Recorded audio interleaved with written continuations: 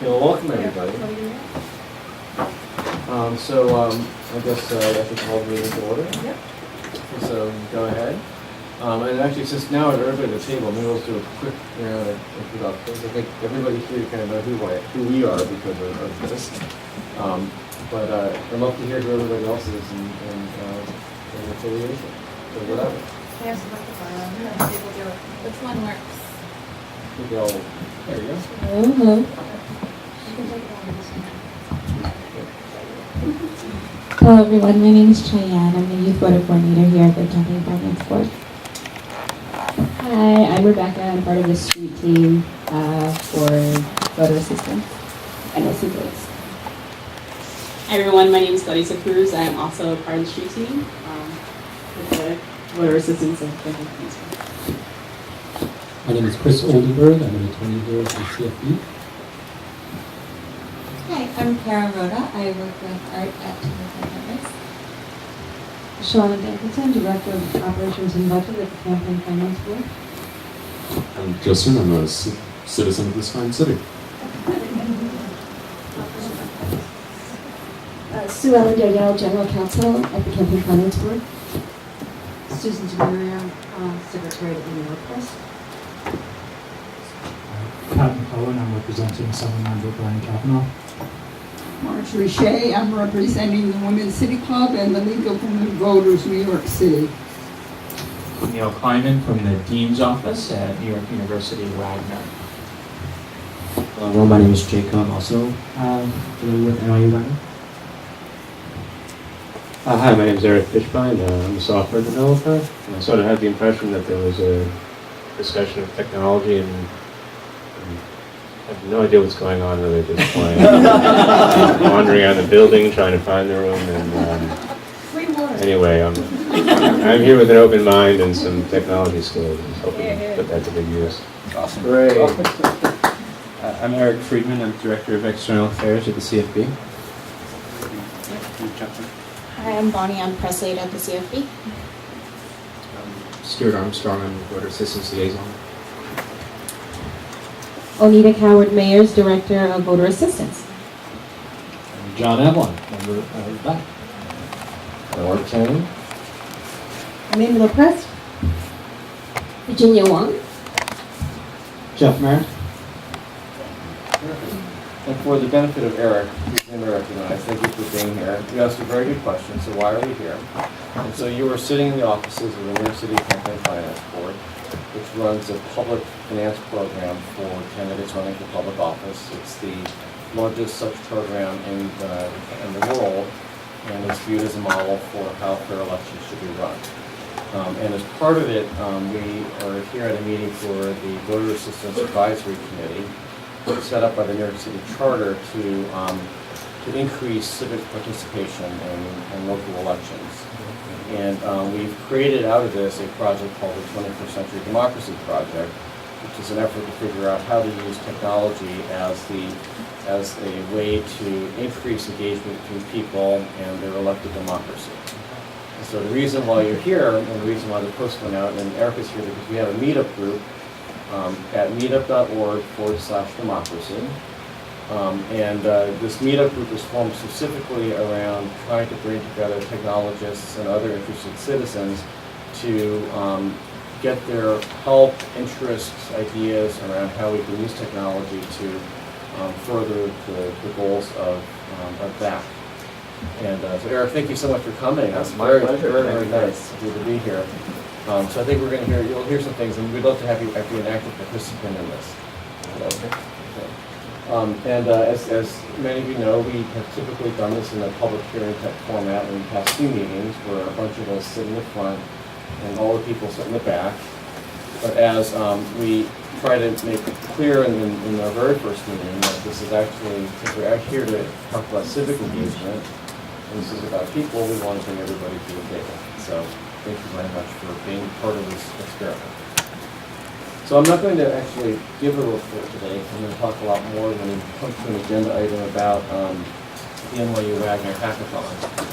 So I'd like to turn it over to Amy Lopez, who's the Director of the Campaign Finance Board. Okay, well, welcome everyone. great in attendance.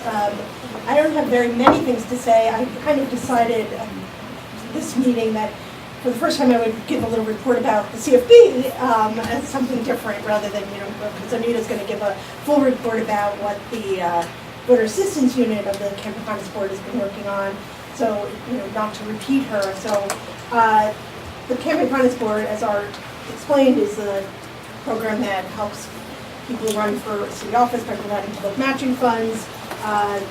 We're busy getting ready for the 2013 citywide elections next year, and also getting ready for a special election that will be held on November 6th in Council District 12 in the Bronx.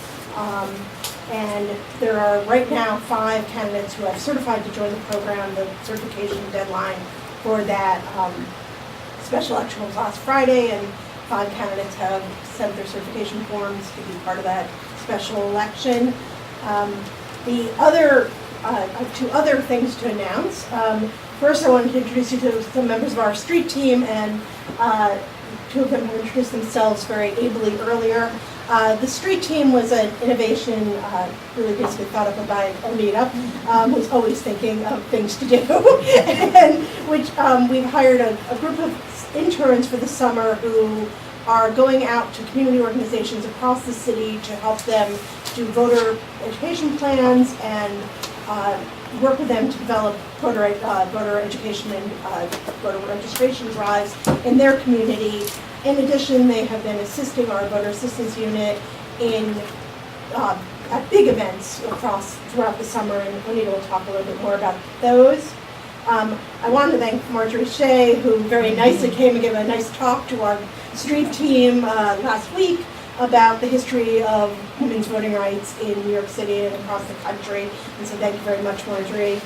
And finally, one of our Voter Assistance Advisory Committee members who was unable to attend tonight, Joan Gibbs, had asked me to remind everyone here who's interested in civic engagement that the New York City Districting Commission has been appointed and is about to start their public hearings on the redistricting for after the census for New York City. So all of this information is on nyc.gov, but they will be holding 5 hearings, one in each of the 5 boroughs, starting next week on August 13th in Brooklyn at Brooklyn Borough Hall, one on August 16th in Manhattan at New York Law School, on August 20th in Staten Island at Staten Island Borough Hall, on August 21st in Queens at the Queens Public Library, the Flushing branch, and on August 23rd in the Bronx at Lehman College.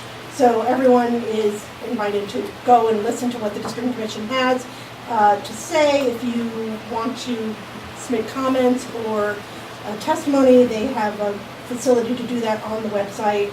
If you just look for them on nyc.gov. Wonderful. So we have a report from the Director of Voter Assistance. Yes. Good evening, everyone. Firstly, I'd like to state that Jane Kalmus, a member of this committee, has asked me to share that she's had a series of setbacks with her progress, and she's asking everyone to just be patient, and that she is looking forward to being back and working with everyone. I am in contact with her regularly, and we hope to see her shortly as well among us. Now on to some of the work that we've been doing. As Amy also mentioned, she talked about the street team and the work that they've been doing. In a way, I'd like to say that we've coupled a lot of their work based on what we got from NYU and the capstone and the lowest performing districts in the city. So from that, a lot of their work was focused in those areas. One of the partnerships that we had was with Popular Community Bank, which we had announced before. They just came off of a very busy week where they went to banks in these low voting district areas in Brooklyn, in the Bronx, and in Queens. Each day they went to 3 different locations. So they were in Brooklyn at the Eastern Parkway, the Graham Avenue, and Brooklyn 5th Avenue branches. In Queens, they were at Seneca Avenue branch, the Junction Boulevard branch, and Jackson Heights branch. And just this past Saturday, they were in the Bronx at 3rd Avenue, Southern Boulevard, and Southern Boulevard. So they really had their hands filled. They've been working pretty hard, and they have met with dozens and dozens of organizations. They've attended, I'd say, over 40 events as a group. They have had, even above that, 40 different meetings that they've attended. They've registered over 700 people, and this is just, face-to-face contact. That's a lot of work. They've only been here since the end of June or July. And they've distributed a lot of information. So upwards of 2,000 voter registration forms, working with poll worker, working with the Board of Elections on a lot of these events, helping with poll worker recruitment. And of course with our pledge cards, which is where we are really moving, both electronically and with the print as well when we move in person. But they have upwards of 500 people who have signed on to that campaign, the I Pledge to Vote campaign. So I want to thank them for all of their hard work. And I know Carlos, he came in afterwards, so you might have seen him downstairs as he greeted everyone. So thank you all very much. Yes, I think they deserve it. And I should say that we all have had interns before, so it's a lot to manage interns. So I'd like to really recognize Stuart, who has been managing this process with the help of Cheyenne as well. So thank you, Stuart. The other work that we've been doing is we have a partnership now with the Health and Hospitals Corporation. So what we're doing there is they have agreed to partner with us for National Voter Registration Day, which is September 25th and beyond. So the goal there is we will train their staff members who they will identify for each of their hospitals and the facilities in the low-performing districts. And we will train them so they will have their own voter registration drives, because we're going to be losing our street team. But to keep it going, they will hold their own voter registration drives. And then beyond that, our voter spotlights that we all know about, they're going to run that on their website. And they're also going to run asking people to sign up for election alerts. So that goes hand in hand with our pledge campaign, but that this way electronically, and I know John Avalon is very interested in that as well, electronically we will be able to be in contact with these voters. So we're excited to talk about that. They have agreed to do almost everything and then some that we have asked of them. So we're going to design posters, and they are prepared to put posters all throughout all of the hospitals and the facilities, encouraging people to register to vote and to vote. Then they also have social media, so we will have that there. We're working with the Board of Elections because, and I don't want to take away from what Valerie's going to say, but we are partnering to do new voting machine demonstrations, and we're going to really launch that in the hospitals. So once we select the which hospitals in the voting districts, we will send out the voting machines there as well so people can learn how to use them. Because we remember this year we're all new voters, since most of New Yorkers have not voted using them. So we have to make sure that New Yorkers know how to use these new systems. We talked last time about our taxi and limousine survey. We received those figures. Shauna and I and Amy have been looking at those, and we hope to have an analysis of that at the next meeting. But suffice to say, over 1,800 people participated in the survey. So we're very pleased about that. And then on to National Voter Registration Day, which is September 25th, and we're partnering with many organizations. However, we're having one of our own. And we're partnering with the City University of New York, with Hot 97, Rock the Vote, Popular Community Bank, and the Board of Elections. So we will be on the campus of Lehman College, and it's going to be directed to the youth. So while we are going for all populations with our various activities, this one will be focused on the youth, and we're working with the Department of Education, who will be one of the partners, to get all of the adjoining high schools to have those seniors participate on that day. It will be voter registration, there will be a mini concert. So we're really trying to go all out to make it a fun day for them, and Cheyenne is leading that effort. So I don't know if you want to add any more about that day. Okay, she has a lot in store. It's coming up. She has lots of performances lined up, voting themed battles, and different things that we think will keep them energized.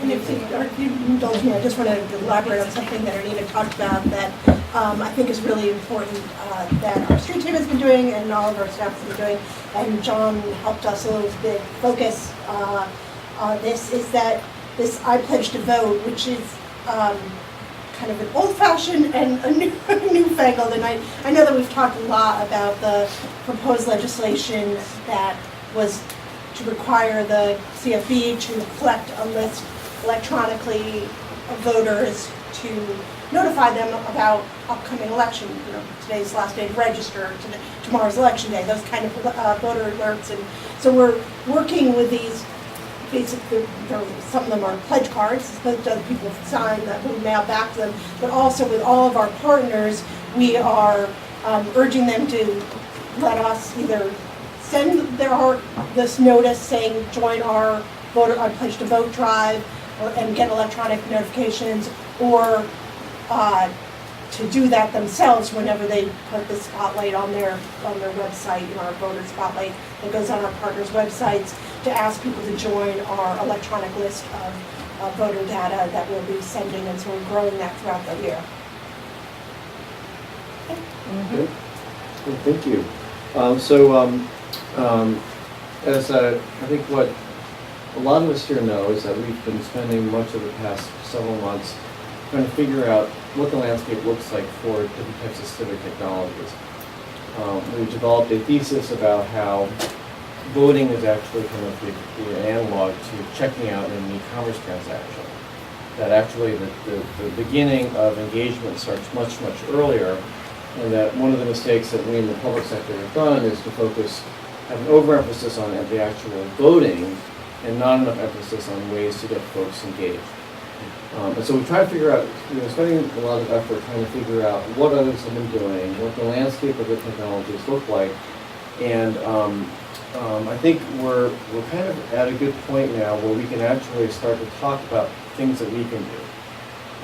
Among a few key people who've been involved in this conversation, we've made, I think, a pretty key determination that change should begin at home.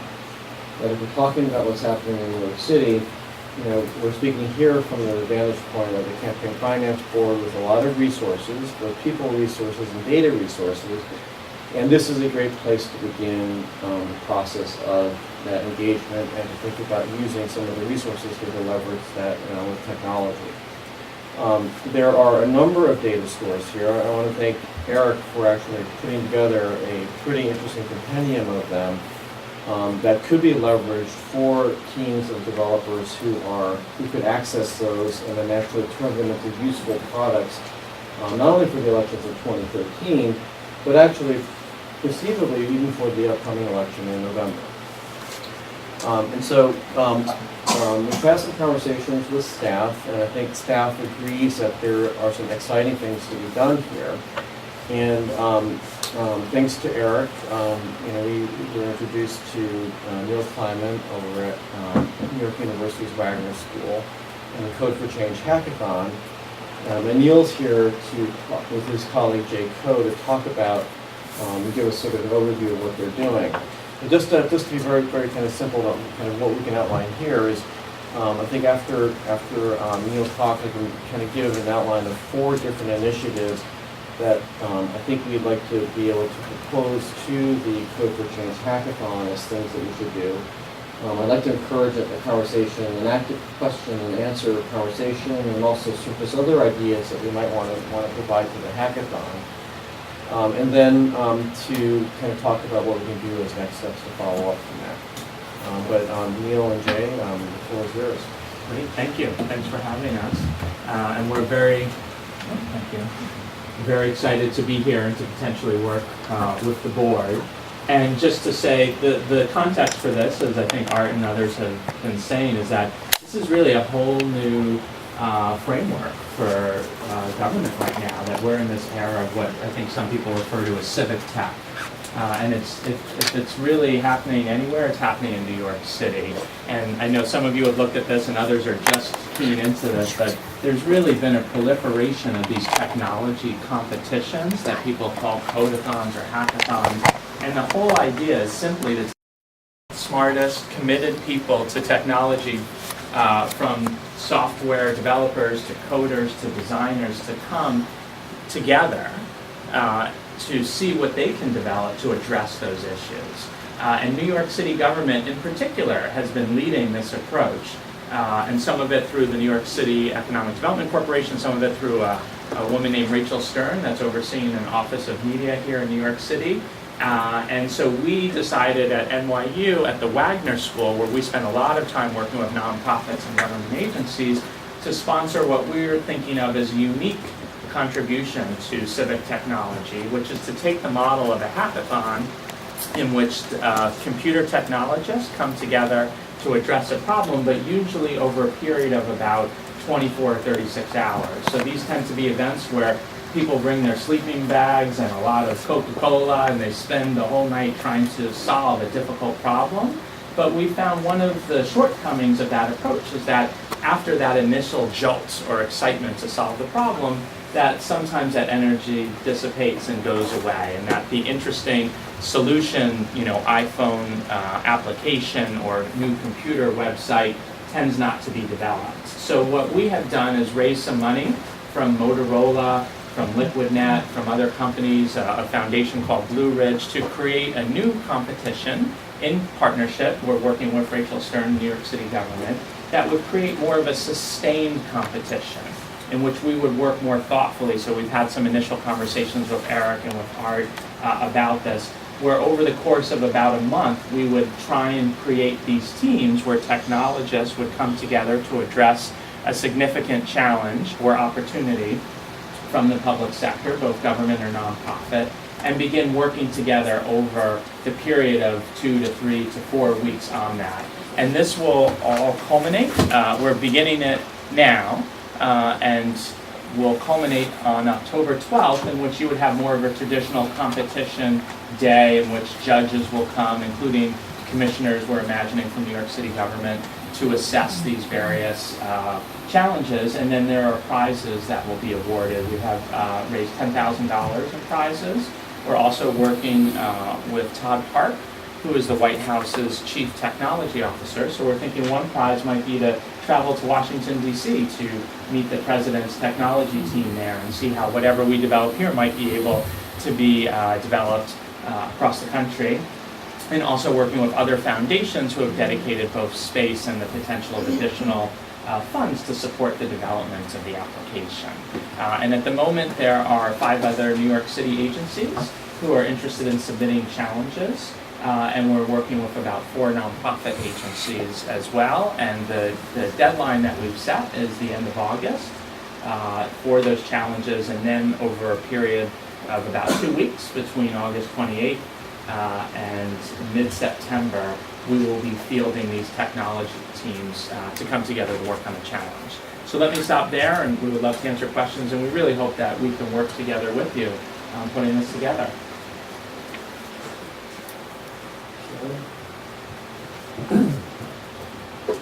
Just curious, what are the 5 other agencies from the city you're working with? Again, that we're in conversations, and it's through Rachel Stern's office, but at the moment there's interest from DO-IT, the Department of Information and Technology, the Office of Emergency Management, the Department of Cultural Affairs, the newly created office, I have to get this right, the Mayor's Office of Human Capital Development, and although not a city agency, the City University of New York, and that will be centrally working with their 19 separate campuses.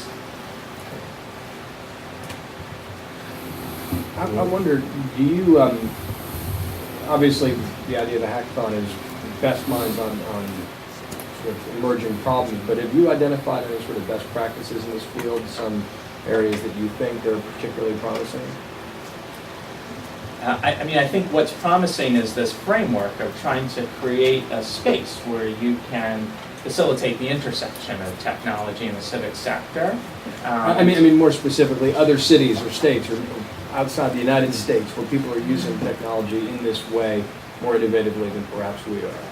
I think San Francisco is very dedicated to this effort. They have a newly elected mayor, Mayor Lee, who actually has a whole innovation team that's working on this. And so we've been in conversation with them.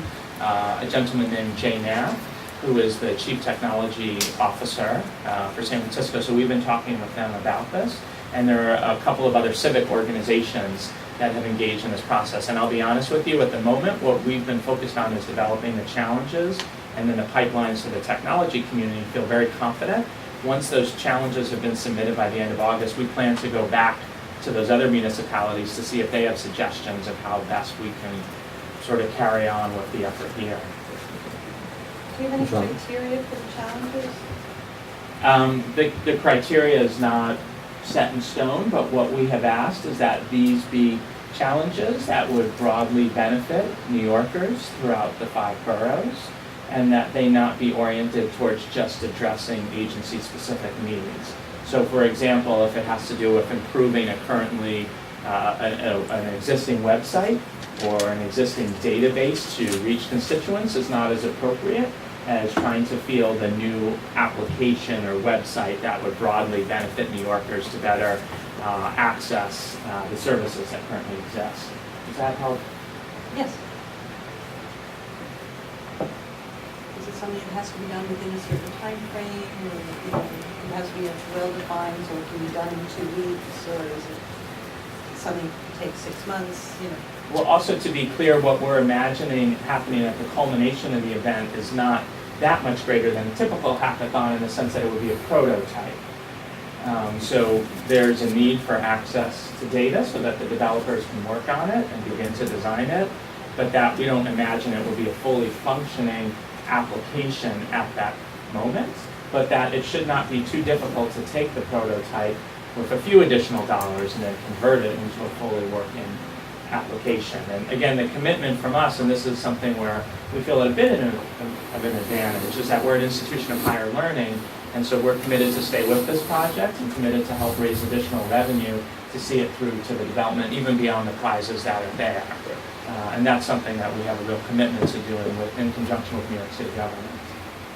That's perfect. Can you just also describe, name some of the other schools, in addition to Wagner, who also may participate? In terms of, I believe it's like Frank's group at NYU. Oh yes. So also to say, New York University has been very committed to bridging the connection between technology and civic orientation. So we're working with a division of Tisch School of the Arts called ITP, which is a whole school dedicated to computer design, and they hold a series of these competitions throughout the year.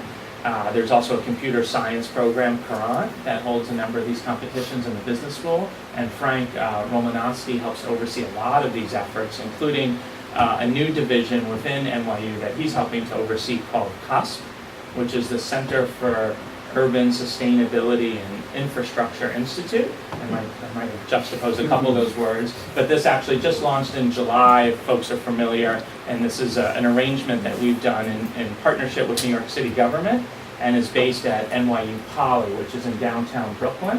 And the thinking there is that this will be a division of New York University that is dedicated to helping New York City address some of its greatest sustainability, infrastructure, and big data challenges.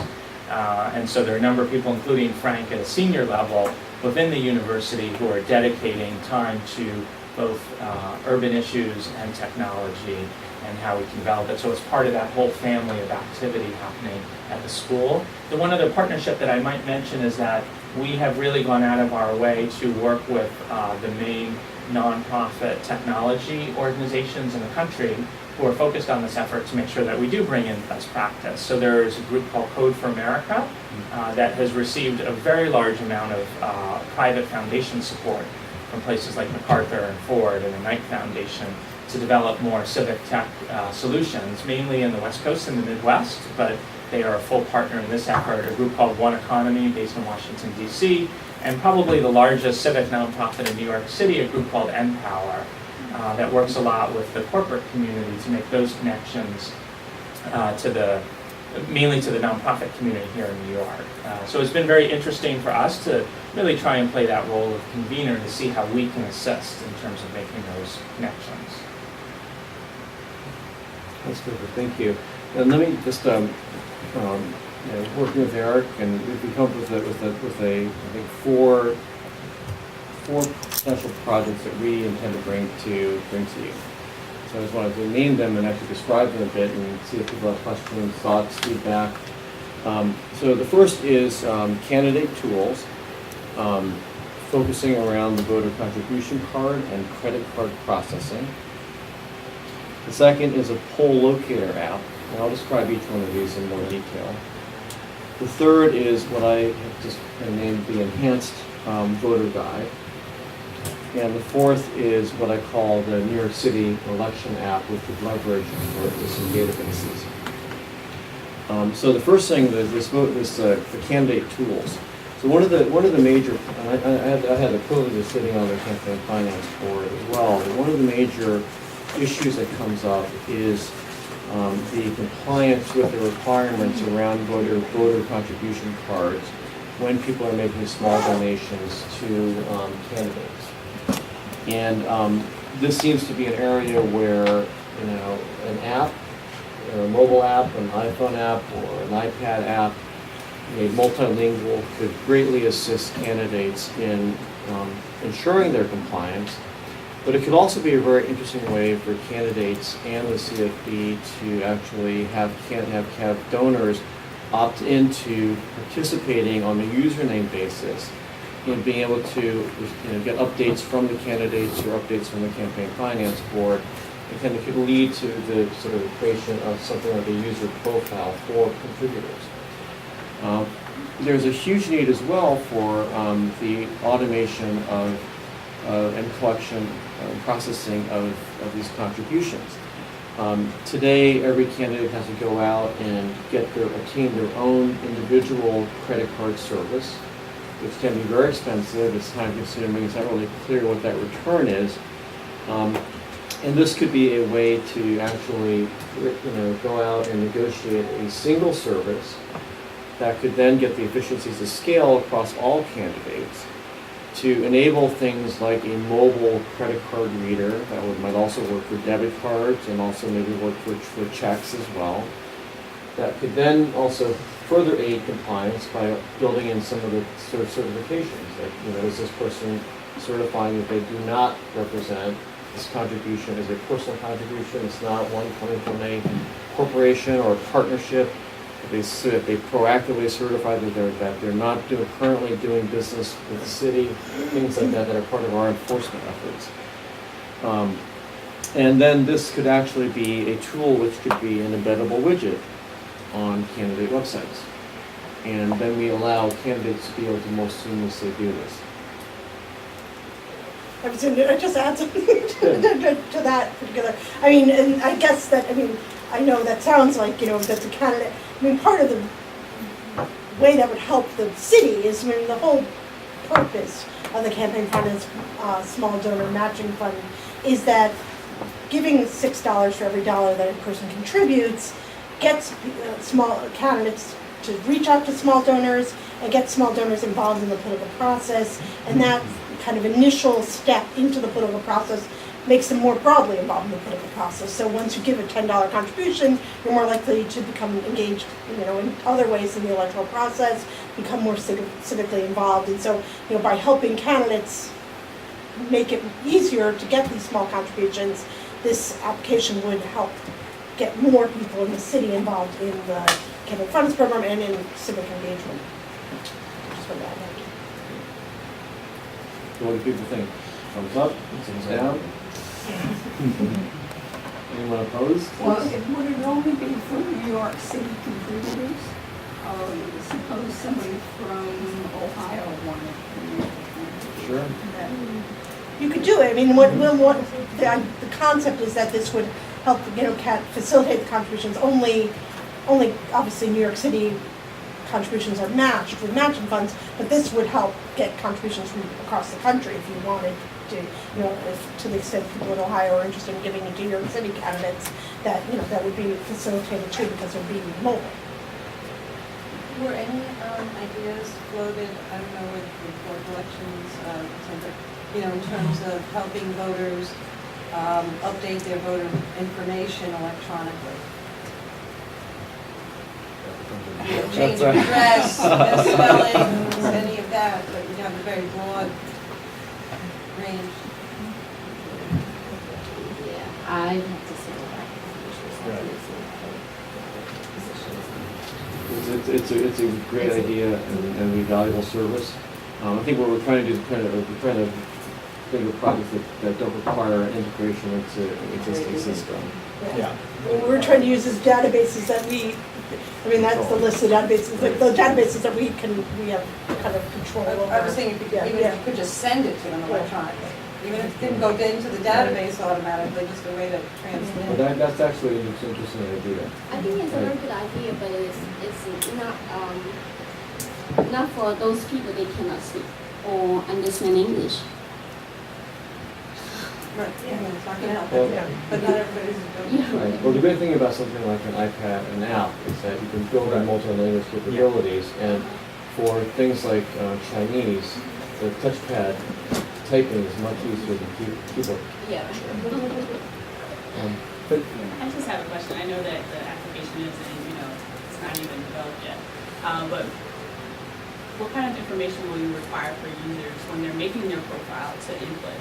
My concern is that you might have dummy users, people who are just making up things to contribute more money to a certain candidate, which can really run into a problem. So I don't know, I know it's not built yet, so of course, well, that's a problem that we have. That's a problem that we have today. That, I don't know if someone from the CFP would like to take that question. I mean, one of the things that we require when candidates, this now, obviously every contribution before it's matched is audited, and but one of the requirements we have in credit card processing, both internet and if you were just standing there giving a credit card, is requiring real-time address verification, so that the person, like when you go and buy something online, and they make sure that you're the person you say you are, that's that real-time address verification. Usually they do it based on your address, different level of requirements, but we require a full address verification to make sure that you're who you are. So the application will have the same thing. The second one, go ahead. I just want to weigh in with my support on this contribution tool. It's one of those things that's very difficult maybe to explain to the average person about how much of an impact this will have.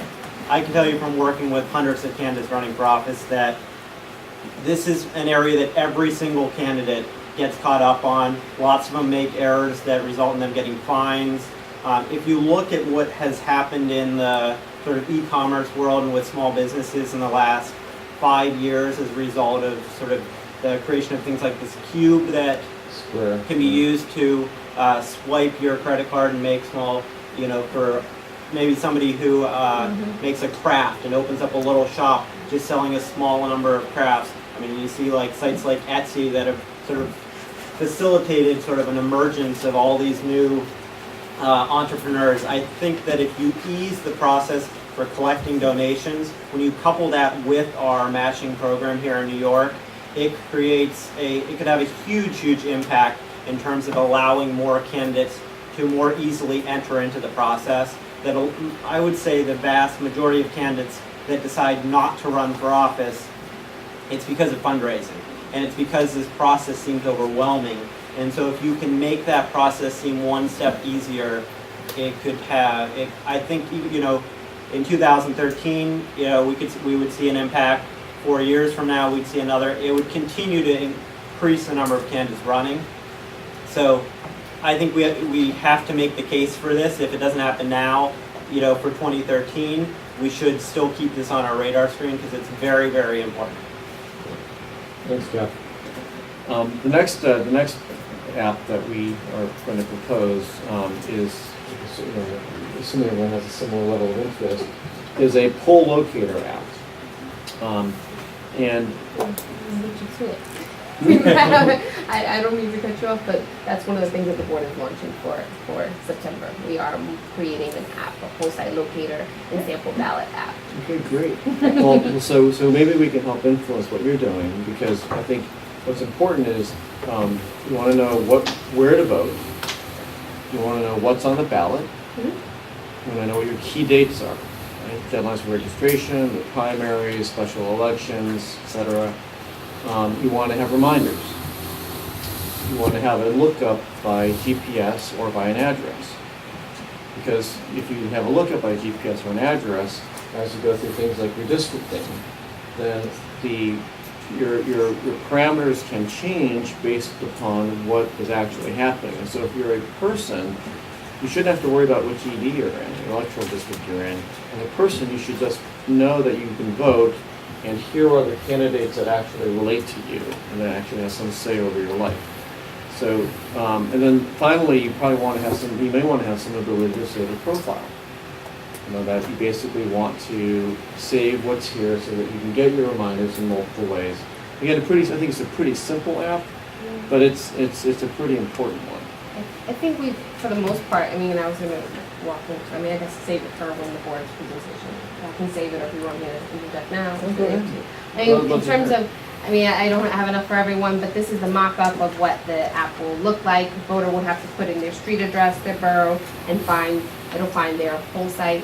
And then from there, it'll take them to the location, their poll site location, as well as a banner that will appear for the next election date. They could also populate their sample ballot, either have it, they can view it, or they can email it to themselves, so that way they can then print it and view it at home. We also envision having turn-by-turn directions using Google Maps, so that you can find your poll site walking the directions. And have push notifications where we can send out alerts. So whether it's alerts of the election is in fact a week away, or if we just want to encourage people to visit our Facebook page or follow us on Twitter, just again proactively sending out those alerts. In terms of platforms, we expect to go live by the first week in September for Android, BlackBerry, and Windows, and October for iPhones, because it's just the content review is taking a little bit longer to get their program. I think the two things I'd love to see on there are like who and what's on the ballot. That's the sample ballot. No, but it's like you shouldn't even have to go to a sample ballot, which is not interactive. See the part of it that we're actually, it's literally just it would be a PDF of the sample ballot. Right, I know, I can tell that. Yeah. That's why I think it's not really useful, because very few people aren't going to. So what you want to be able to do, we'll get into this when I talk about what I think an enhanced voter guide could be, is that if you're somebody and this is your app and you're looking for your place, you're going to go, well, who are these people? Right? Who are these people who are running? Do I have a way to actually navigate to something which tells me who they are, what they're running for, what they stand for based upon their own statement, and I think otherwise you lose a lot of meaning there. In terms of that information, I don't think our commissioners would approve us having any type of any candidate information, and I could say that probably to some certain extent. So then there's probably utility in having us do that, because we also create the voter guide. Correct. Or put a link to that. Put a link to the voter. Not in a PDF. Doing a PDF. No, but you went back a step before the PDF. Say go to the sample ballot or go to this link. Well, see, the thing is, we used to have in the past our contest list, our candidates list, and it would be on our website, and the name of the candidates would appear along with their party designation. And then it was requested of us to have a sample ballot, because people wanted to see not just in a Word document, so to speak, but they wanted a sample ballot to see not only the font size, but to become better acquainted with it. So it is in fact the actual ballot, other than the timing belts and marks on it, that they'll see on election day. So I think that's where the actual sample ballot came in, how the importance of it. Yeah. Okay. I just wanted to just make sort of a recommendation, given that you guys are in the development stage now. If you could ask your team and see if they're willing to make this open source. The main reason is that it will, I understand that for right now and for this election, you guys need to have control over this process. However, for the future, I think you may find it to be extremely helpful if individuals are then sort of using your app to build new things and contributing back to that. It allows for sort of a democratic process of just development and getting new ideas. And what you might find is someone might take a completely different approach that none of us would ever think of to just reorganizing the data in a different way. And then you might decide that you want to adapt that for the next year. And so I've found that in development, it's easier to think at the beginning about having this be open source than developing something and then trying to go back and make it open source. I mean, the other, I really like this. I think it's really helpful. I mean, because I think there are a lot of people who on election day don't know where they're going. You got that, you got that card in the mail, but you don't have any idea where that card is, 2 months later. Mm-hmm. So I wonder if it, as a next step, maybe being able to plug in who you actually are. I mean, instead of just where I am, but who I am, so I know that, if I'm registered, in a particular party, whether it's, the next election may be the primary, but I may not be eligible to vote in that primary. But, so that, as a next step to try and, because I think this is a great step, because I think it is, people really do a lot of times on election day have no idea where they're supposed to go. And I think especially with redistricting, probably some of the poll sites will change. Yes. So it's a great start. I was wondering if you're doing any work with any of the universities on that, like, because I know Columbia University was working on something similar as well. Yeah, we're just working with it. Thankfully, we received the funding. We went before the city council. This was part of some of our budget requests that we asked for public education funds, and thankfully we were funded, and we've just been moving it forward with an outside funding. But I do know of the program that you referred to at Columbia University that hasn't really come to fruition yet. Well, I like the idea to open source it, or if there's actually a way, even a way on sort of an interagency license basis, if you can license it to us and we can put it into a hackathon to have people actually build on top of it, would be fantastic. Any other thoughts or comments on this one? Thumbs up, thumbs down? Thumbs up, all the way. Thumbs up, all right, thank you, Valerie, that's fantastic. Okay, so we don't have to actually do that one. Except you have to get back to us before we're going to have our submission deadline about whether we should. Aren't you glad I made this meeting? Because you guys, I would have missed it. You would have already been in development by next week. Are you kidding? Valerie is, for those who don't know, she's our representative from the Board of Elections. Enhanced voter guide. So the Campaign Finance Board currently is responsible for putting forth a web-based voter guide, as well as a paper voter guides, that sort of describe every candidate running for office and give them the ability to provide a photo, a personal statement, and some other factors about their candidacy. It seems like in the day of social media and location-based services that there's actually some pretty easy steps that could be taken to enhance that. So, for example, Facebook, LinkedIn, and Twitter feeds for candidates who have those. To incorporate those into those sites. And again, this could be either on our site or it could be outside our site. Map integration. What are the geographic boundaries for this candidate's district, or the district that they're running for? Integration with Campaign Finance Board candidate filings, and we'll talk about that in another app, in the next one. Subscription to candidates. So let's say you are in a particular election district, and there are a number of candidates running for office, and you are interested. Would you like to subscribe to their updates? There could be very interesting integration with a poll locator app. So here's my polling place. here's who's on the ballot. So let me just have a very easy way to click to the other app to show me what they actually do, what they stand for, what their positions are based upon their own statements.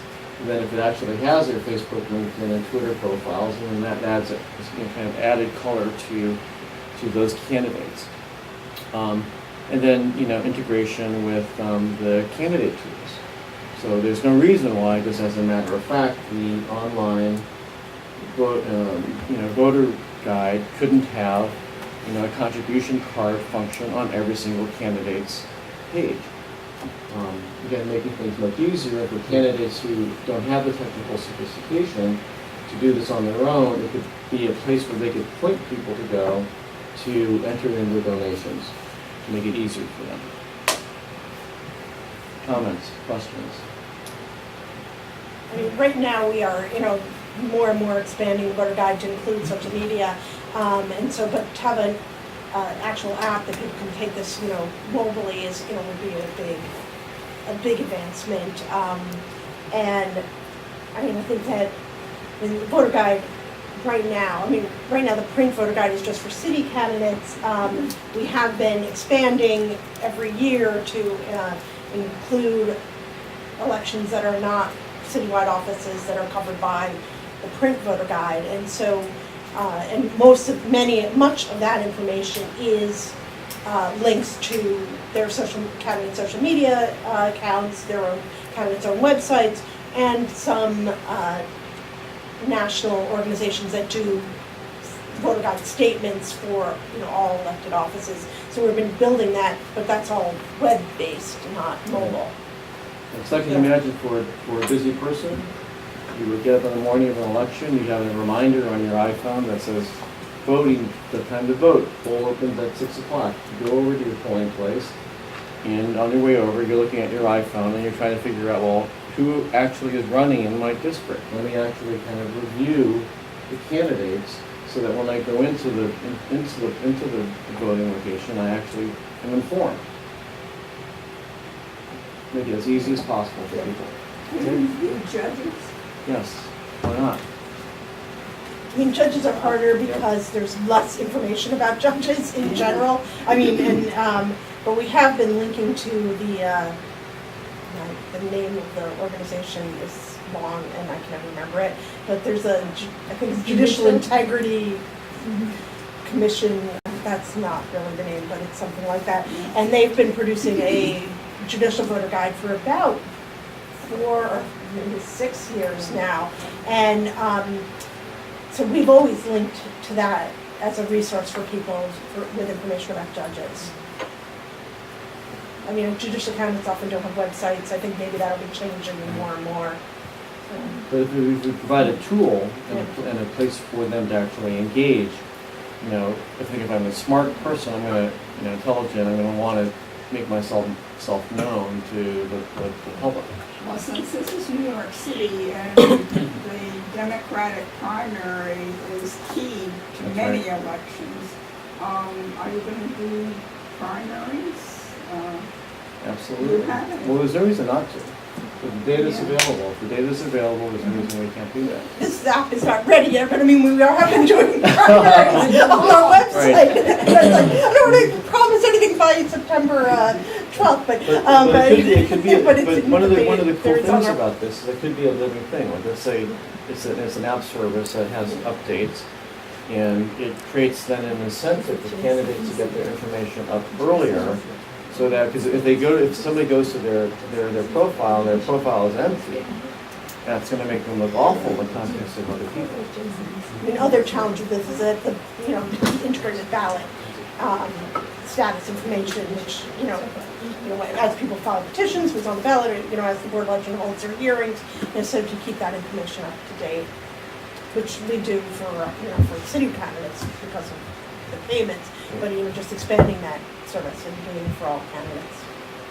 And I just want to add that, as we're talking about the JCEC, they do provide the data. It takes them a long time to go through their whole process of getting them on the ballot, but it would work really well for an app because you need it the day of, almost. So they really they have the full list maybe a week out before the election, so then you have all the information by that time. Eric, do you have a question? Just a comment and then a question. I love the idea of being able to subscribe almost to a Twitter-like thing where a candidate is, you might actually get to know some of these people over time in a very easy manner where I don't have to figure out who they are, then go try to follow them. I just sort of know, okay, I want to follow everybody. Yeah. And I think that's a fantastic idea. My question is, do you have a sense of what percentage of voters in New York actually have smartphones and regular access to this kind of thing? I'm curious about that. Eric? There was a study. Well, we know that in New York City, over 50% of people have smartphones. I'm not sure what the exact number is, but it's pretty high. It obviously skews by income demographic pretty heavily. I mean, and of course, the enhancements that are done, for smartphone apps are enhancements that'll be web available too, which, is obviously, not universal saturation, but a much higher percentage than people have smartphones. And so, if we enhance voter guide for a mobile app, we would certainly be enhancing our services for web-based. You're asking a very good question because, especially among lower income voters who do not have a smartphone, there would be very interesting to think about how you use SMS. And we have we've developed a public-private coalition called the Digital Action Working Group, and Jen Alpert from Mobile Commons is chairing that. And he's volunteered his technology as well to be part of this if we want to throw that into the mix. And so if there's interest, you could think about a service where you could test your, text your geolocation to an SMS address, and then it would respond with your polling place. Or you could text your geolocation and it would respond with a list of candidates. So you could think about how you can navigate with that based on sending messages back and forth using GPS. So then the fourth thing, and I'm not going to call it the final one because this is just scratching the surface of opportunities, is something that I think of as the New York City election app. The Campaign Finance Board is the one-stop repository for all candidates' filings. Their declarations to run, their money, their donations, their contributions, their status. Actually, one thing I forgot to mention about the poll locator app. One of the byproducts of the poll locator app is after the election, you should get an update of who won in your polling place, which nobody provides. Wouldn't that be great? Wouldn't that be a great civic service? Just be sent a text message or get a message on your iPhone. Here's who was elected. And by the way, would you like to send a congratulatory message to all the candidates? And you could do. Wouldn't that be cool, right? Because these start the conversation. People to vote if it was somebody they didn't want to win and they didn't go out to vote. That's right. Well, we can't do we can't do anything about hate messages, but No, you can send a positive, but that would or it does also congratulate them for getting out when the person they wanted was. Will it also go into specifics as to the numbers of this is how much this person got elected by, to show people that a few hundred votes, a few dozen votes actually does make a difference? Do you collect information on poll site? Because I know the Board of Elections tallies by election districts rather than poll site. So if someone would have to collate that data. Well, you wouldn't necessarily have to say, well, who won in my particular polling site, but it would just even to be able to say, well, here's who won in my electoral district, right across the Assembly, Senate. I mean, it's like just one. I mean, I think it's like sort of that, Some of those are close enough. That's right. Even if it was everybody in New York. I mean, even if it was everyone in New York City and you had to, remember where you voted. I mean, So this fourth one, the election, I'm calling the election app, not for just having not thought of a better name, is basically who's running and where, based upon candidate filings.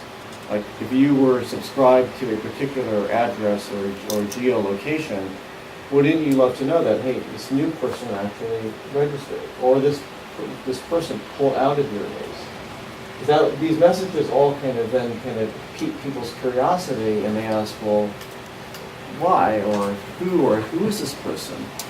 Or as the campaign filings, are updated, and the data becomes available to from the Campaign Finance Board, you can look at how much money different people have raised. And that can say to you, well, how are these people actually performing? You can look at other issues that have come up in the database. So we have this database that gets essentially, there's no API yet. The staff is working on it, but there's a data dump in the form of a .csv or .xls that people can draw from. And a good developer, because it's done in a consistent format, can look at the deltas between each different each edition, and then be able to plot those things.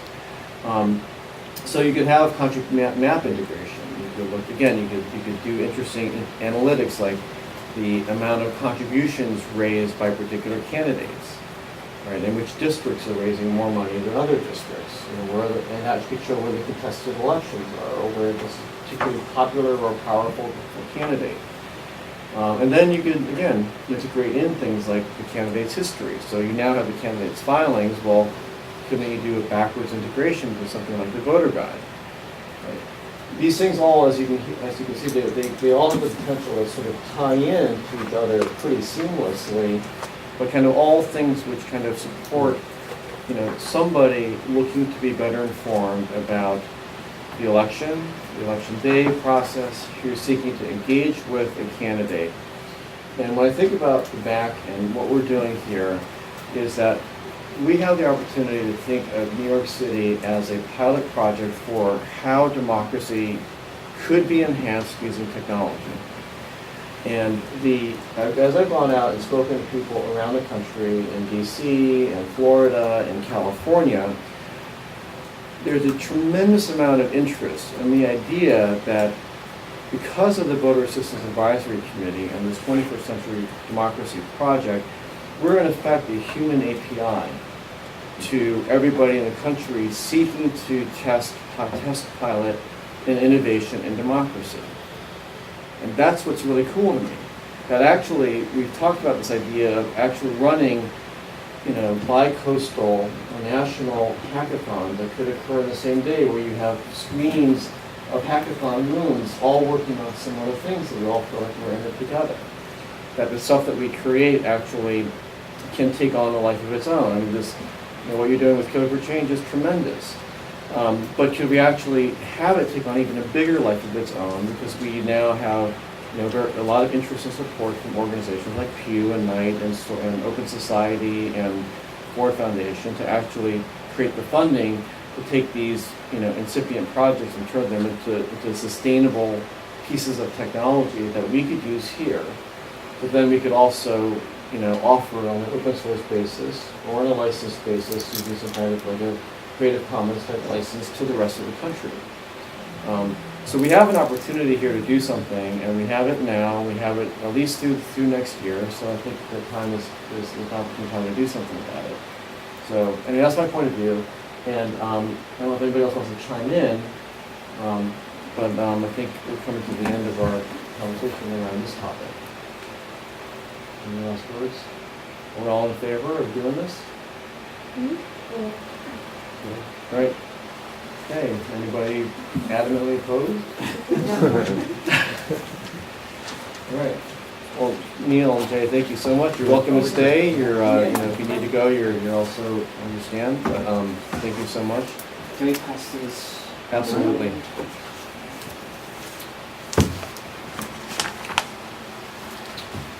Okay, so we're going to turn to now, Eric is going to actually just talk quickly about the databases that are available. I don't know if you want to...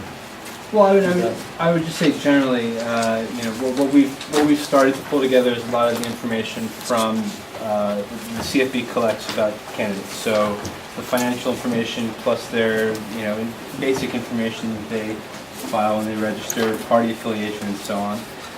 We collect also the information for the voter guide, which can be fed into this. We have information that we use from city planning on the outlines of the districts and so on. One of the things we do is match addresses against the city council districts and so on, so we're able to do that.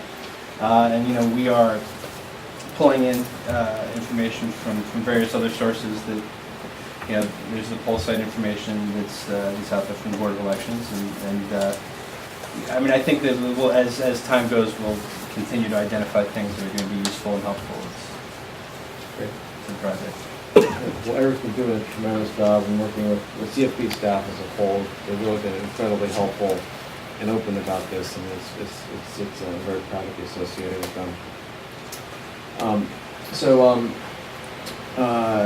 Let's see. So I think we're on to the next topic. So Valerie, is there anything else in the presentation you want to talk about? I'd like to highlight the fact that all registered voters, active registered voters, will be receiving this week. If you haven't already, you will be receiving your newly redesigned information notice.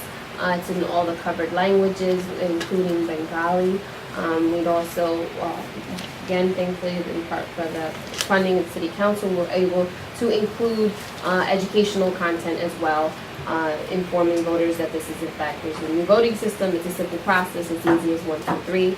And we also are highlighting the fact that there may have been a poll site change in their respective district. So it not only gives them their poll site address, but also their EDAD and other pertinent information. So this is something that we completely redesigned to not only include that additional language, but to make it a bit more user-friendly. And lastly, we are also, we will actually be out in the field again. Our mobile outreach we will launch our mobile outreach starting next week.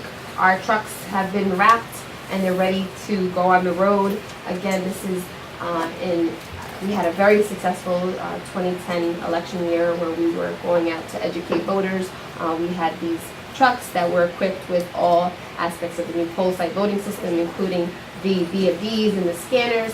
And this really allows us to go out in the field throughout all 5 boroughs and allows for voters to have that hands-on time and have demonstrations with community groups, civic organizations, and it serves as not only as a refresher to those who used the voting system in the past, but an introduction to those who haven't. So we thought this was a pivotal aspect of any public education campaign, and thankfully we did receive the funding, so we are moving closely ahead on that and working with you all to basically go out into the field and take recommendations of events that you're having in your neighborhoods, so that way we can be out 7 days a week, morning and night. And lastly, in terms of our internal, we are working on an internal application. It's a poll site, it's a reporting application. Basically, we're going to launch in a pilot program in November where our team of technicians will have tablets where they can basically check into poll sites, respond to problems. We'll get real-time data in terms of when was the call first dispatched and when was it resolved. Again, we are going to launch this pilot beta program in November with about 20 users, and we'll be reporting back in terms of the effectiveness of that. And lastly, Onita sent us an email over the weekend because as part of her outreach and working with other organizations, we found out that there was some misinformation being disseminated throughout various communities that we think it stems from a notice of intent to cancel that was distributed by the board, a legal notice that's sent out in July, and it basically tells them that they were a part of a voter was potentially part of the statewide dupe list, where a voter by the same name and or date of birth is registered in another county. So we have to send them, in an effort to clean up our rolls, we send them a notice of intent to cancel, stating if this is you and you are in fact registered in New York City only, please return the letter back to us so that you will not be canceled.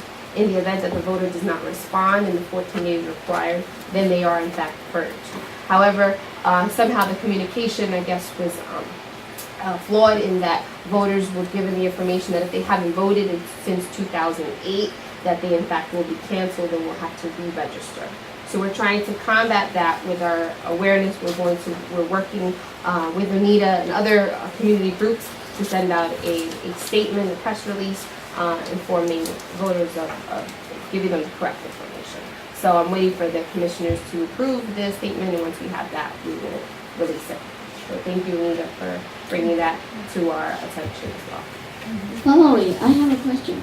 On the last election day, I went to a few sites, right? And also I had 3 hotlines open to the public. 3 what?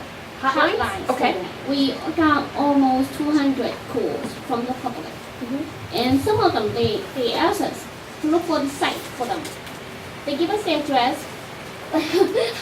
we can answer all the questions from 5 boroughs.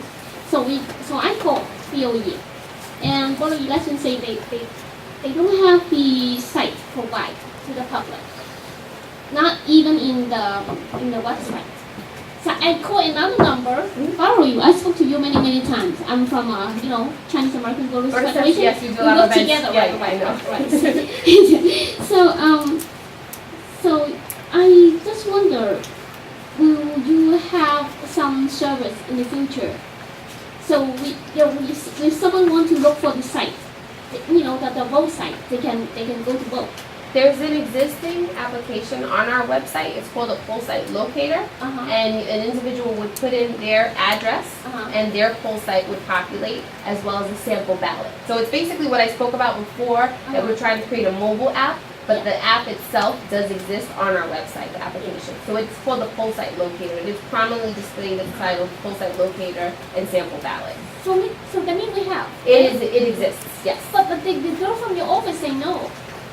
If you're asking for a list, we have had voters that have asked for a list of poll sites. Yeah. That document in and of itself doesn't exist on our website. So if you wanted a list of all the poll sites, perhaps in Queens, that doesn't exist. But if you wanted your specific poll site according to your address, you can put that in and it will bring it up. It won't populate. And since we're on the topic of website, we are working with DoIT, the Department of Information Technology, and we are completely redesigning our website. We hope to have that for the first week of September as well. Is your poll site locator app working again? It was down last week. They have now, they're waiting for the lines to, since the AD lines had to be approved by the Department of Justice, since the poll site changes. So those changes were made. We sent the submissions to DOJ. They should be live this week.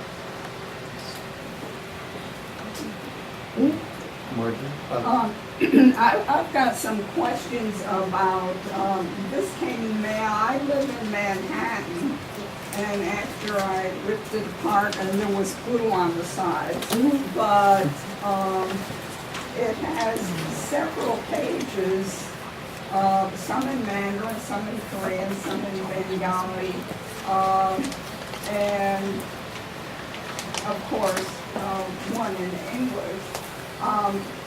And there's a question about why do Manhattan people have to get all these languages? Why does Staten Island have to get them? Only Queens is involved with 3 of those languages. All of our information will be translated into the covered languages. In terms of the targeting is just as per the ballot. So if you're in Manhattan, for example, your ballot will not be translated into all covered languages. Yeah. It's specifically targeted, but it's really for the ballots themselves. But our literature will be in all covered languages. In terms of the voter guide that the Campaign Finance Board sends out, how do you determine which ones are going to get it in Chinese Mandarin? Well, I can talk about Chinese and Korean. We're working on our targeting plan for Bengali as we speak, but starting for 2009, with approval from the Justice Department, we send voter guides in Queens based on a approved surname analysis. So people with a Chinese or Korean surname get the Chinese and Korean voter guide. Yeah. The voter guide, of course, comes in different editions. There's an edition that's English-Spanish, and there's an edition right now that's Chinese-Korean, and so those get targeted based on a surname analysis. to the people who are in those districts who need it. And also we provide we now, I'm not thinking of the word, polybag them together so that you get the English and Spanish and Chinese Korean together at the same time, and with an opt-out card, so that if you are a person who has a name that's on the Chinese Korean surname analysis list, but do not need a Chinese or Korean translated guide, you can opt out of that. By the way, the Board of Elections has already used the surname analysis for determining poll worker interpreters who need for that. And it's gone for justice, so I don't know why but that's another issue. Let me I've got a group of questions because mine came Saturday, but several other people in my organization haven't received it. And there's a lot of good new information on here. There's this code. Now, what's in there? It would take you to our website. It says that there's information in there. That's for the smartphone. That's for, as I said, use your smartphone to scan the QR code, and it will bring you back to. It'll take you to our website. Yeah, but what people are going to ask who don't have a smartphone are, what's in there? What do they know that I don't know?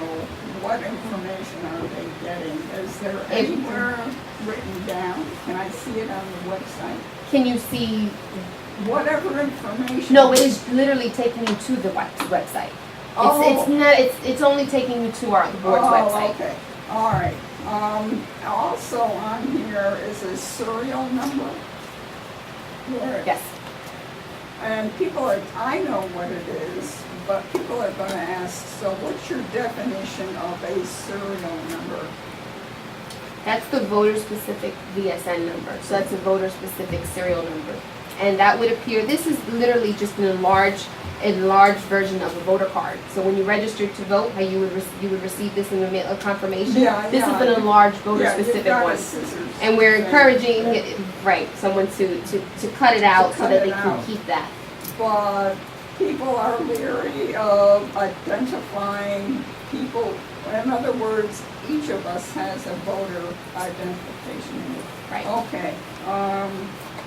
And also, it says, return this on the inside. Mine got restuck. Please return the mailer to the Board of Elections if the person to whom it is addressed no longer lives here. Now, that's on the inside. I've already opened it up. Yeah, it's forwarded, and if in fact it's returned. But how do I do that? Do I re-glue it and put it? It would be returned. It would be returned back to us. So if let's say the person moved. But I'm living in a house, and my husband. This happens all the time. Widows find their husbands. Then you would return to sender. You could return to sender. What do I do? Just put it in the mail? You could make it literally write on it, return to sender, if the person wanted to by some chance put in the mail, put postage on there, then the address, the return address is there, borough specific. But the League of Women Voters is going to get this question. I can tell you, when these start coming in, the phone is going to be ringing and saying, what do I do? And so... That's part of the legally required content. So all of that is essentially boilerplate, all legally required content. The other additional stuff that the board has gone above and beyond is the educational aspects, the public. And just one technical thing here, where you say, due to redistricting by the New York legislature, your residents may be in a new voting district. That's not exactly accurate. The governor had to approve of those district lines. The reason we have redistricting is because of the decennial census, not because the legislature of New York, and I should be New York State, decided that they wanted to redistrict. Well, the specific lines themselves. It's really a reference to not the act of redistricting. It's more tied to the redistricting itself, and that you may in fact have a poll site change as a result of this. Yeah. Okay. Okay? Can I ask you a question, Valerie? Yeah. If people who are here or who may be watching this are interested in having one of those voting machine demonstrations, how would they? I mean, I know that Anita's going to work with you to set up some for community groups that we've been working with, but if the members of the public were interested, how can they organize one? Yeah, call is yours. Call that way. It's like I'm going to tell everyone in the truck. But we will have on our website where you can request a demonstration. There'll be some parameters because, of course, we're asking that you can perhaps guarantee at least 50 participants because they're staffing and things included like that. But there will be a section on our website where you can click to request a demonstration. And we're thinking of trying a new approach as well, where we kind of plan on doing some standalone demonstrations where we'll be parking at, for example, maybe Union Square and have it set up and park there for half the day, set up a tent and have people just come use the system. You don't necessarily have to be we don't have to be connected to, we have battery packs, so we don't have to need an outlet necessarily. So we're going to try that approach. Seeing as though, although the going to, community board 4's meeting was in fact successful, we want to try this approach too. Thank you. Now, we're very pleased to have Joy Williams here from the NAACP, the Brooklyn branch. He's going to be the vice president. Yes. So welcome. Thank you very much. I certainly appreciate having the opportunity to talk about this issue this evening. Something that was actually already brought up by a representative from the Board of Elections regarding some misinformation that has been circulating in particular communities. I have a copy of the testimony here for the members of the board, and certainly you can also put the testimony on our website or share that information as need be. But just to go over for those of you who may not be able to get a copy, my name is Elja Williams. I'm the first vice president of the Brooklyn NAACP. Good evening to all of you. And as I said, I wanted to talk particularly about this miscommunication that is circulating, how it's circulating, and how we suggest that the committee, as well as the Board of Elections, can combat this information being circulated. As Ms. Sandow? Valerie Vasquez, I'm here on behalf of, Okay. No problem. I just wanted to read the communication so that it is clear sort of what is being sent around. It says, "Dear friends and family, FYI, this is urgent and very important. New voters registrations rules do you know. Make sure your registration card is up to date and you have it ready with you to vote. Please pass the word along. The rules have changed. If you have not voted since November 2008, you must re-register to vote 25 days prior to November, or you will not be allowed to vote in the upcoming national election. A great deal of people do not know this. Please tell your colleagues, friends, family to check their voter registration cards and see if you are properly registered. Please check on this before August. A lot of kids in college are not aware who are eligible to vote. They are not broadcasting this all over the news, so it's up to us to spread the word about the new rules." So this communication is not only, it doesn't have a signature or an author. It's something that's being sent around, sort of like chain emails are. I've personally seen the emails. I've seen them posted on Twitter. I've seen them posted on Facebook and sort of other social media outlets. And usually I go through and say this is false, or try to provide some correct information. And in addition, it's not just New York State that this is being circulated around, and it's not individuals just posting this information. There's a number of reputable organizations who are receiving this information and then reposting it on their site or on their Facebook page, which actually adds validity to a false rumor. And then, some people sort of correct the information and they take it down. But majority of the time, sort of the misinformation is sort of already spread and people are sort of leery of that. To what was stated earlier, at first I did think that it was an issue of misinformation regarding the inactive or duplicate or people being purged from lists because they may have the same name as someone who's incarcerated or things of that nature. But the way it's being spread around, particularly with no author in particular, it seems, I don't want to say malicious or that there's someone in particular around it, but it could just be a combination of malicious act as well as just plain misinformation in terms of voter eligibility. So you can also do a simple Google search of some of the keywords in this post and see that it's being posted all over the place. And so while definitely doing mailings and issuing a statement in the press, or maybe doing voter education that in the normal traditional methods, and maybe doing a ad in AM New York or Daily News or bus shelters and things like that, I think it's important for the committee and also the Board of Elections to consider combating these rumors where they're actually circulating, and that being via social media. It's cheaper than sort of trying to target specifically in television ads or radio ads to sort of promote that information. We're really focusing on placing that information and correcting that information where it's being spread. Obviously, we can't get everybody's email address to be able to send them an email specifically to say, to correct that information. I do know, having seen the voter file in various iterations of my professional life, there are some people that provide email address. And so if there is a way that the Board of Elections or the committee can sort of send an email to people that are, that have provided their email address and sort of send correct information that way. I'm subscribed and like to certain pages of the Campaign Finance Board, the Board of Elections and things like that. But to sort of use social media and use other folks who are active in social media, i.e. and others, and other organizations to sort of correct that information when they see it, and also be able to place correct information, I think is a good idea versus just issuing statements in traditional methods. As you're well aware, the NAACP, particularly the Brooklyn branch, is very active in promoting voter rights. We do a lot of voter registration.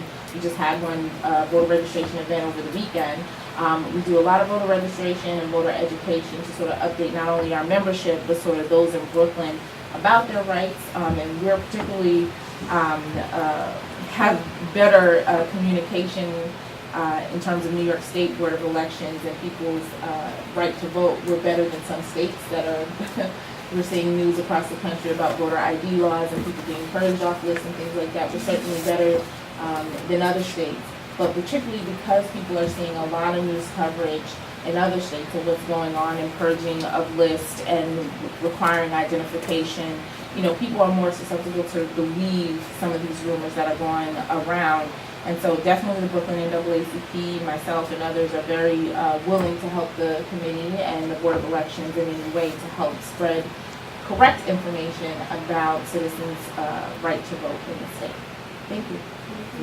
Have you checked Snopes? Does that tell you that if this is false?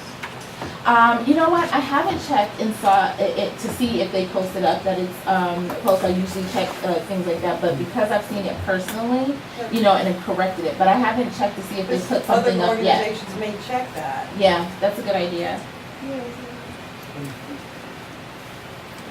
Yes. First, thank you. That's hugely helpful and important that you're here. Sort of two questions. I guess one's for you and one's for Valerie. I would expect that it's a little challenging sometimes to spread the word about a wrong rumor because you end up sort of perpetuating. Exactly. If we give people this text and say this is wrong, it can be confusing. So I'm wondering if you have thoughts on sort of what's the message that you're using when you're communicating to your members in the communities that you work. Sure. And then I guess my second question, I just want to throw this out there for Valerie after, is I'm wondering, it would seem that the obvious thing that people should do is to check their voter registration, and I'm wondering, after she answers, if you could just say what you recommend as the best way for somebody to verify if they're registered. Okay. So, I know personally, and I use very often the Board of Elections site to check my own registration. I unfortunately, the Board of Elections is trolling me, and they keep changing my name. I consistently check my registration status because of that, so I know that works in being able to put in your information and sort of knowing to check that way. I think what may be helpful, I think you're right in terms of, I don't think in correcting the false information you need to include the text of what the false is. I think what you do, and maybe something that we can take back to the branch to reiterate, is sort of being able to arm people with the facts of their rights, and then specifically addressing that issue, saying, you are never purged from the, from New York perspective. a registrant is never purged from the completely from the list. You may become inactive if not voting for a particular time, but you have the right to a provisional ballot. So there's something to be able to address directly the false claim that's going around, but certainly not perpetuating it by forwarding the full text.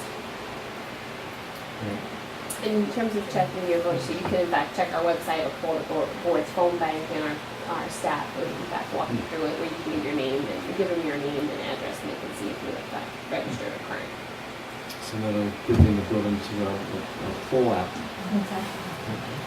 And I'll also add that working with external affairs here with Eric and his team, we have had interviews over the weekend, even with WNYC Radio, that was running today as well, to make sure they combat it, and like you're saying here, not perpetuating the actual mistruth, the untruth that's there. But also even going places and talking places where it has come up. So like yesterday I went to a church, I spoke at a church because they had it in their church bulletin. They had made a correction the following week, but still for their congregation to get it, you had to go there, you had to talk to them, and even after the service, people still had lots of questions about it. Well, really, which one should I believe? So we have to be out there more often. And I think just to stress again, sort of the use of social media to create a particular campaign, and really have both the Board of Elections and Campaign Finance Board sort of even do an online campaign informing people of their rights. And sort of like the voters bill of rights, and sort of reposting that and making people aware of that, I think will go a long way, because that's easily shareable. And press releases are good. I don't tweet press releases that much, right? But the information to be, I do retweet some things from the Board of Elections or Campaign Finance Board that are, small sound bites, sort of easy to share. And definitely on Facebook as well. But you can go yourself and, Google a sentence from this statement, or search it on Facebook, and you'll see. And, a number of reputable organizations, nonprofit groups have fell victim, to believing this and reposting it as well. Yes, I just wanted to say something quickly. Shauna just suggested using our partnership with Hat 97 to spread the word in a more public setting about clearing up the rumor. And also I wanted to ask Valerie, in terms of rectifying the rumor, I think organizations are going to try to switch it around and say, well, then there's no harm in re-registering. So what would you suggest for those, especially because the real harm in re-registering is that if they think that they don't re-register, then they think they can't vote by the October 12th deadline. So what would you suggest for that approach? For the primary, it's actually August 19th for us to be eligible for the primary. In terms of, we're really trying to, I think there's this confusion where there's inactive, election law defines inactive as registered voters who fail to respond to a residence confirmation notice.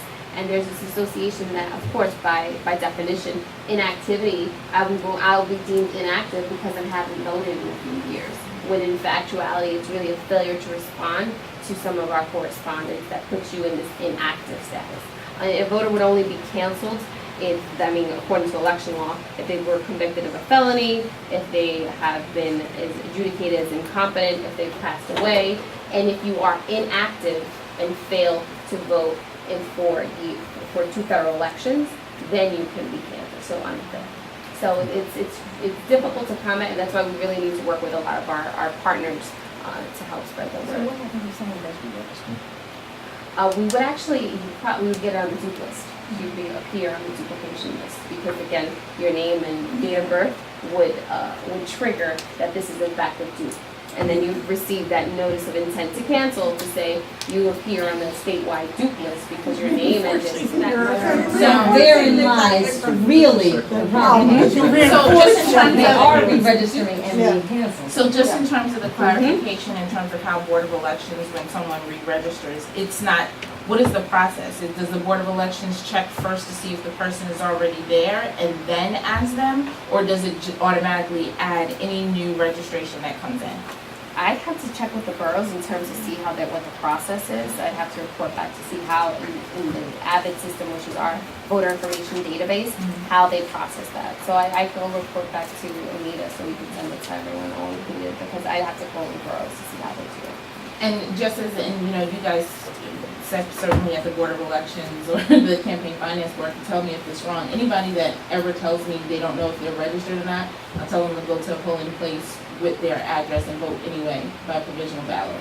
Right, because if they're not registered, then we send them notice to say that upon recanvass of our certify the election, you voted via provisional ballot. However, you are not registered, and we would include a voter registration form with that notice. That's anyway. good, because now the new state election law says that if you fill out, by filling out that affidavit ballot, which we call provisional, they don't call it that. In New York State, it's called an affidavit ballot. By filling out that information, you automatically should get registered. You'd become, if you were in fact deemed inactive and you went to your poll site and voted via affidavit because your name wasn't in the poll list book, then you would then become active. So just by that act alone and voting via affidavit would make you an inactive voter active. I have a question, Valerie. You said that your staff is going to start using iPads. When they go out in the community, are they able to then check if someone comes to them and asks them if they're already registered, if they want to check their registration, will they be able to do that? The tablets were actually for our poll site reporting. So it's not, there won't have, it's a different function. The tablets that I was referring to was just for used on election day, where our technicians and our board staff can receive that there is in fact there's a poll site that is in fact missing sip and puff devices. A technician would see that, go to that poll site, check in, show that in fact it was resolved because they provide the materials and that would, but it's a different mechanism. It's not, the function is not necessarily for any of the outreach or anything that you would. I bring that up because this weekend alone, in one location, I had 4 people come to me and say, can I re-register? Which was the key, when they said they wanted to re-register. But what we would like to be able to do is say right then and there, if you are already registered. Many times what we do is we'll take their information, we'll come back to the office, and we will check ourselves on the board's site and help them. Right, exactly. Valerie, one idea would be if you've got these laptops for these 20 people that you're going to have for election day, for all those days that you send out the machines, there will be a lot of people, they use those same laptops when you're out in the machine demos to check each person who you show it to, whether or not they're registered. Because I assume that when you're going to do voter registration, one day demos. Yes, voter registration and poll worker recruitment as well. And then finally, just in terms of a note that something that we see going out when people, some of the pushback we may get for people not wanting to register, besides people saying, oh, I'm on parole, I'm on probation, or things like that, the one thing we often get is, I don't want to register because I don't want to be called for jury duty. So I think that's another sort of online sort of social media app kind of way to sort of address that's not the sole factor in you being called for jury duty. I'm on jury duty right now, it's great. I came here after jury duty, so. I've always wanted to serve on a jury and I never get called. He's a grand jury, you're always on. That's what I'm on. Any other questions? Joy, thank you so much. Thank you. It was fantastic. Very articulate and well presented. Thank you. Thank you very much. Carlos, did you want to say something? I just had a general thing to say now. Like, I see, just combining everything I heard, I see CFB trying to spread the word saying go out and vote. Then we have the team here working on apps and trying to show statistics. This is how your candidate won. This is how many votes. And we have other organizations trying to show, well, these are the false information. This is the truth. At the same time, I feel, how do we address those concerns for those that, for example, they say, well, I don't like to vote because I just don't contribute enough to the, to the campaign or to the candidate. Some people are just misled by that. And sometimes if the app, for example, shows, well, this is how many votes this candidate got, this is how many votes the other candidate got, and then you also show at the same time how many Democrats and Republicans there exist, they'll also realize, wait a second, for example, we have more Democrats percentage have voted, less than Republicans, but Republicans won. And that comes into the whole redistricting problem, gerrymandering problem, also people being misled, thinking that more money usually equals you can win more. And I feel like, how can we address this issue? Is this something, I'm not sure if this something the CFB can do, or something that the apps can inform, like have little definitions of, okay, this is what, for example, Citizens United did. But regardless, your vote still matters because here are the stats. In these years, people won with this amount of money. Something my school did at Wesleyan University was pass out information of how much money is actually needed in some sense to win elections. You don't really need millions of dollars to win. You don't have to think just because you contributed $10, you're not going to make a difference. So how can we address this problem of people being misled, and also people, those that do realize that gerrymandering does exist and that sometimes their district is trapped into just being a single party district, how can we still encourage them to vote? That's, that would be the question of the day. But I do think, I mean, one of the things I think Facebook and Twitter have shown, because of the power, is that, you know, when you post on your wall, or post on somebody else's wall, and you get that like or comment back, it's very powerful. It makes you feel like you actually spoke and somebody heard you. And I think one of the basic things and fundamental things about our civic engagement process is if we give people a channel to speak and someone responds, you've been heard, in some simple way, that it actually goes a tremendous way to making people feel like they're part of the process, even despite all the other overwhelming facts. And I think it all starts from your community and your friends and who you know. And I think if we can make people feel like they're at that level of care and attention, then we'll have done a tremendous amount to change the way that the world works today.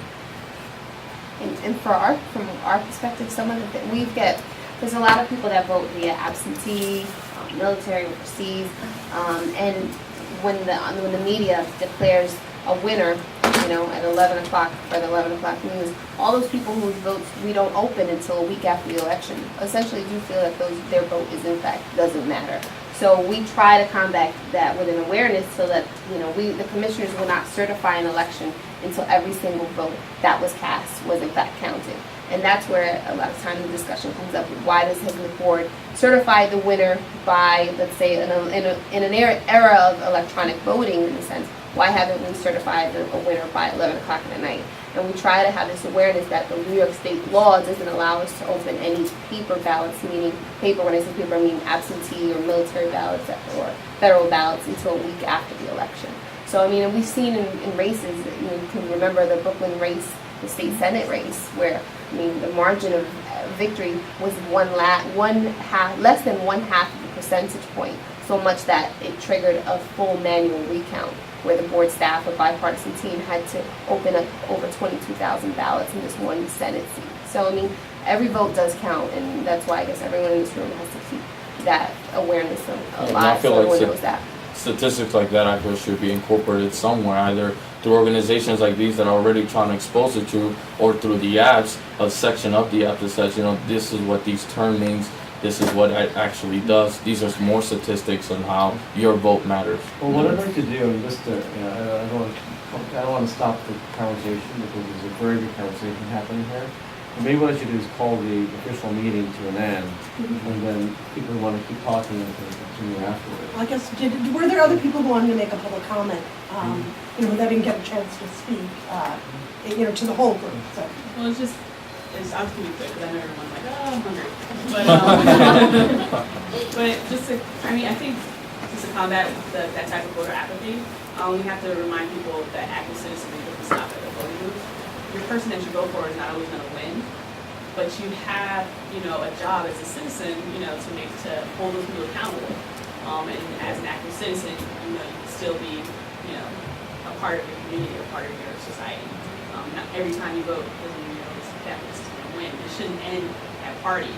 If you know that you live in a district where the other party wins, look at the other party's candidates. You never know. You might open yourself up to something. It's a powerful statement. Thank you very much.